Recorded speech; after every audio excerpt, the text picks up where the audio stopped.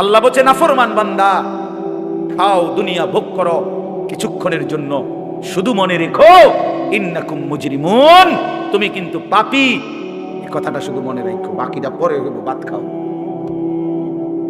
হ্যাঁ হ্যাঁ, কোরআন শরীফের আয়াত এটা, কুলু ওয়া তামাত্তাউ কালিলান ইন্নাকুম মুজরিমুন।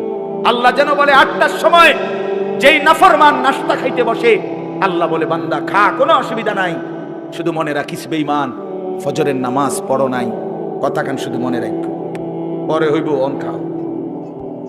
রাত 10টা বাজে যেই নাফরমান ভাত খাইতে বসছে, আল্লাহ তাআলা যেন ডাক দিয়ে বলছে বেঈমান খা, ভাত খা, খানা আমি আটকাইতাম না, শুধু মনে রাখিস এশার নামাজ পড়স নাই, ভাত খা বেঈমান, খানা আটকাবো না, খানা আমি জন্তু জানোয়াররেও খাওয়াই, তোরে খাওয়াবো না কেন? খানা আমি কুকুর বিড়ালরেও খাওয়াই, খানা আমি গরু ছাগলরেও খাওয়াই, তোরে দেব না কেন? বান্দা খা, শুধু মনে রাখবি ইন্না আ'তাদনা লিল কাফিরিনা সালাসিলা ওয়া আগলালাম ওয়া সাইরা। আল্লাহ বলে প্রতিটা নাফরমানের জন্য আমি রেডি রাখছি আগুনের শিকল এবং আগুনের বেড়ি এবং জাহান্নামের আগুন।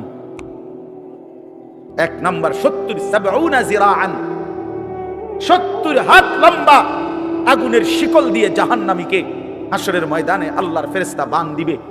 1 2 নাম্বার 2টা হাত। দোস্ত দেখেন শুধু আমার দিকে, সূরা ইয়াসিনে আছে ইন্না জাআলনা ফি আ'নাকিহিম আগলালান ফাহিয়া ইলাল আদকানি ফাহুম মুকবাহুন। এটার অর্থ হলো এই যে হাসরের ময়দানে প্রত্যেকটা পাপী নাফরমানকে ফেরেশতা 2 হাত আলগি দিয়া এইভাবে ঘাড়ের সাথে বাঁধ দিয়া ধইরা, এই 2 থুতনির নিচে 2 হাত এভাবে দিয়া এইভাবে বাঁধ দিয়া, আল্লাহর কসম, রব্বে কাবার কসম করে বললাম, এইভাবে বাঁধ দিবে। আর কোনদিন বেঈমান চোখটাও নিচের দিকে নামাইতে পারবে না, কারণ এই থুতনি তো উঠাই দিছে উপরের দিকে, এটা দিয়ে ঠেলা দিয়া। এটা অর্থ হলো আগলালান। এই আয়াতের সূরা ইয়াসিনের এই আয়াতের অর্থ এটাই, ইন্না জাআলনা ফি আ'নাকিহিম আগলালান। আল্লাহ বলছে বান্দা আমি দেখাবো। আল্লাহ ডাক দিয়ে বলে ভাই আমারও তোমারও, জওয়ানকেও বুড়োকেও। আল্লাহ বলে বান্দা কি মনে করছো আমি রহমান না?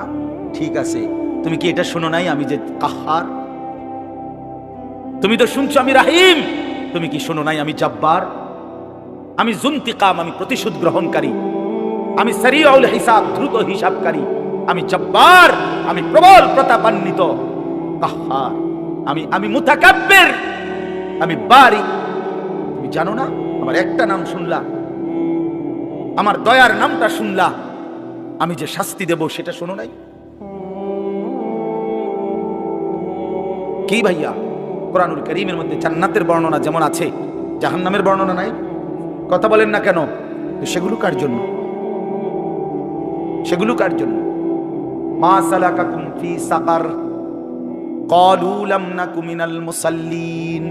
একবার সোজা বাংলা দেখেন, জাহান্নামী জাহান্নামে চিৎকার করবে, জাহান্নামের ফেরেশতা ডাক দিয়ে বলবে বেঈমান জাহান্নামে কেন আসলি? ক্বালু লাম নাকু মিনাল মুসাল্লিন। নাফরমান বলবে বন্ধু ফেরেশতা ভাই আমি দুনিয়াতে নামাজি ছিলাম না। কি ছিলাম না? সরাসরি কোরআনের আয়াত। আল্লাহ বলেন ওয়াইলুন ইয়াউমা ইদিল লিল মুকাদ্দিবিন, সমস্ত মিথ্যাবাদী নাফরমান পাপীদের জন্য সেদিন জাহান্নাম। যদি বলেন কেমন নাফরমান মাওলা? আল্লাহ বলেন ওয়া ইদা কিলা লাহুমুর কাউ লা ইয়ারকাউন। দুনিয়ায় এই নাফরমানকে যতবার বলা হয়েছিল রুকু করতে, সেজদা করতে, নামাজ পড়তে, বেঈমান নামাজ পড়ে নাই, এজন্য জাহান্নাম।